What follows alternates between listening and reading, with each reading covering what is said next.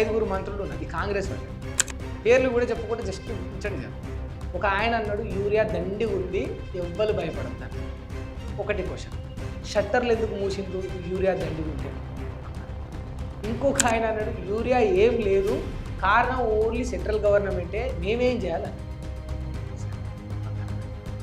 ఇంకొక ఆయన అన్నాడు యూరియా సెంట్రల్ పంపింది, మా దగ్గరికి వచ్చింది, కానీ కేవలం యూరియా లేదని ప్రాపగండ బీఆర్ఎస్ఓ లేకపోతే ప్రతిపక్షాలో కొన్ని వార్తాపత్రికలో ప్రచారం చేయడం వల్లనే ఈ అల్లకల్లోలం అంతా జరుగుతుంది అని.